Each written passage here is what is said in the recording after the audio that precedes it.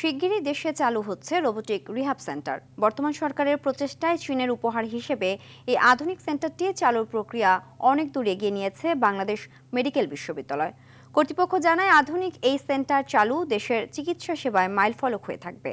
রোগীদের যেতে হবে না দেশের বাইরে। খান আলামিনের রিপোর্টে বিস্তারিত। স্বৈরাচার পতন আন্দোলনে শাহজাদপুরে পুলিশ হেফাজতে নির্যাতনের শিকার হন লুৎফুর রহমান কাশেমি।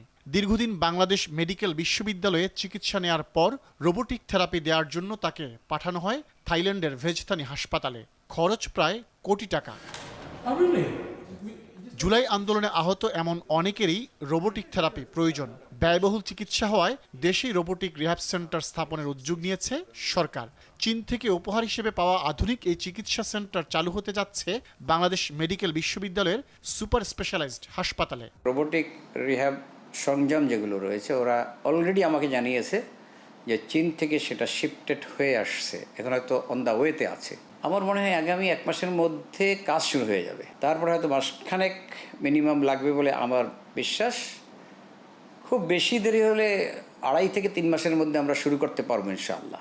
রোবোটিক রিহ্যাব সেন্টারটি দেশের চিকিৎসা সেবায় মাইলফলক হয়ে থাকবে বলে জানায় বিএমইও কর্তৃপক্ষ। এই রোবোটিক রিহ্যাবের মাধ্যমে আমরা আশা করছি যে যারা ডিজেবল হয়েছে তাদের অনেককেই পূর্ববর্তী কার্যক্রম, বিশেষ করে পূর্ববর্তী পেশায় ফিরিয়ে নেওয়া সম্ভব। রোবটের মাধ্যমে এই ধরনের ফিজিক্যাল এক্সারসাইজ, ফিজিক্যাল বিভিন্ন থেরাপি, এই জিনিসগুলো এনশিওর করলে আরও উন্নততর চিকিৎসার যে আউটকাম বা রেজাল্ট আমরা পাব, এবং এটি খুবই একটা নতুনত্ব বিষয় হবে আমাদের এই বিশ্ববিদ্যালয়ের জন্য, এবং এটি পর্যায়ক্রমে অবশ্যই গণমানুষের নানা রকমের স্বাস্থ্য সমস্যায় ভূমিকা রাখতে পারবে। এটি চালুর পর শেখ হাসিনা পতন আন্দোলনে আহত বিভিন্ন হাসপাতালে চিকিৎসাধীন ব্যক্তিরা বিনামূল্যে থেরাপি নিতে পারবেন। পাশাপাশি স্বল্প মূল্যে সাধারণ রোগীদের এই চিকিৎসা সেবা দেওয়ার পরিকল্পনার কথাও জানিয়েছে বাংলাদেশ মেডিকেল বিশ্ববিদ্যালয় কর্তৃপক্ষ।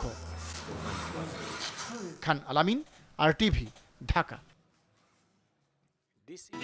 ছোট্ট একটা চাকরি করেও নিজের একটা বাড়ি করার স্বপ্ন দেখছি, কারণ সেই স্বপ্ন পূরণে আমার ফাইন্যান্সিয়াল পার্টনার আইডিএলসি দিয়েছে সহজ লোন।